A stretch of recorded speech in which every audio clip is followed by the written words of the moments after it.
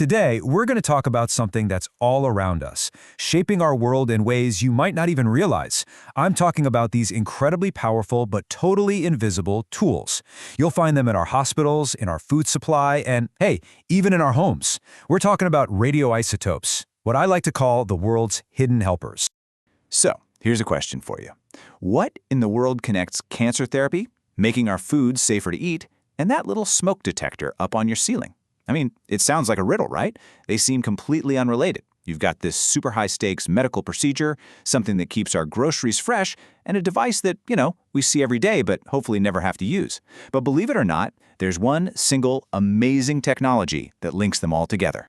And the answer? It's these tiny, powerful atoms called radioisotopes.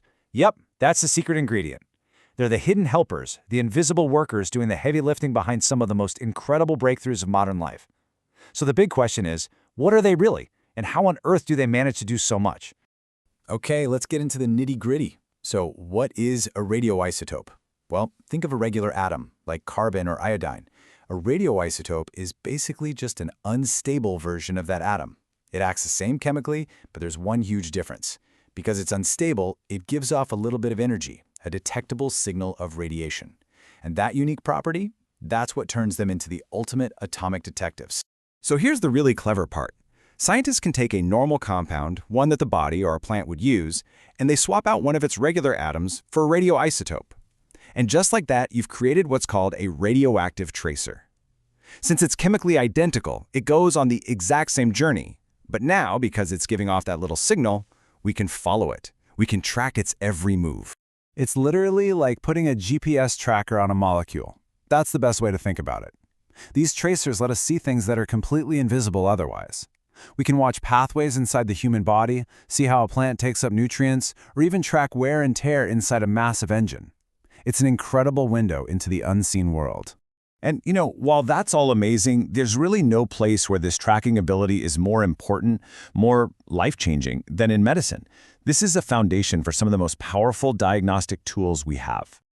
Just think about this number for a second. Over 100 million. That's how many nuclear medicine procedures are done in the US every single year. Every one of those tests gives a doctor a kind of invisible window, a way to see what's happening inside the body in real time.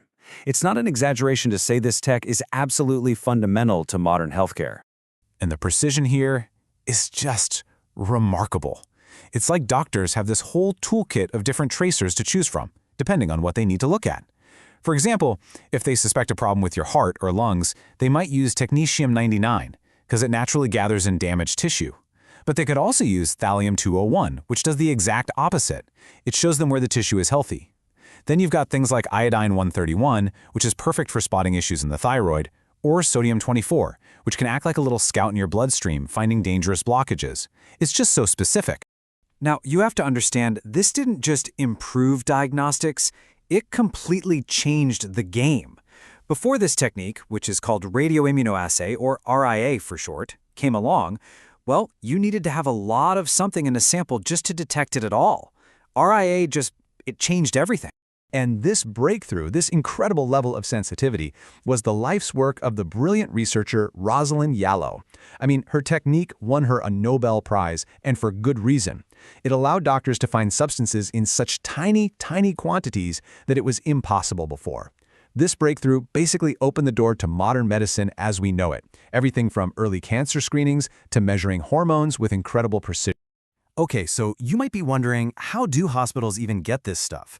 Especially something like technetium-99, which has a half-life of only 6 hours. It's not like you can just order a big batch and store it on a shelf. Well, the solution is it's genius. They actually make it right there, on site.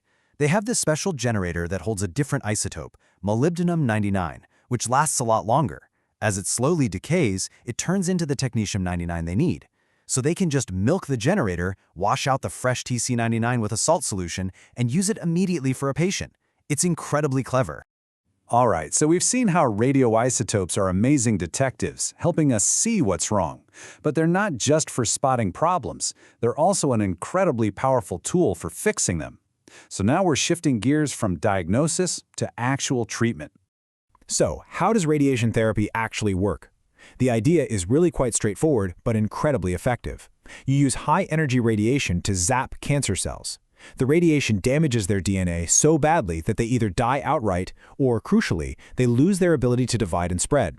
It's basically a microscopic battle, and radiation is one of our absolute best weapons. Now, this is something that trips a lot of people up, so let's just clear the air. Radiation therapy and chemotherapy. They're both used to fight cancer, right? But they're different. The key is in the name. Radiation therapy uses radioactive substances. Chemotherapy uses chemical substances. Think of them as two different tools in the doctor's arsenal for the very same fight. And the technology has gotten so precise. We're not just talking about vaguely blasting an area with radiation. Modern machines, using sources like cobalt-60, can aim these incredibly focused beams of radiation at a tumor from many different angles. This means all that destructive energy converges right on the cancer cells, while the healthy tissue all around it gets a much smaller dose. It's incredibly targeted. Okay, so we've seen how these isotopes are absolute lifesavers in the hospital. But their story doesn't end there. Not even close. Their usefulness stretches way beyond medicine into parts of our daily lives you would probably never, ever guess. I mean, seriously, the list of uses is just incredible. Take food. By irradiating it with a controlled dose, we can kill off harmful bacteria and keep it fresh for weeks longer.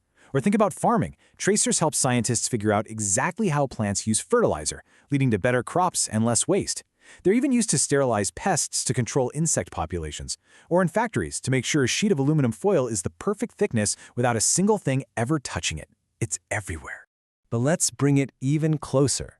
In fact, let's bring it right into your home, because there is a very good chance that one of these tiny atomic helpers is on duty, quietly standing guard in your house right now.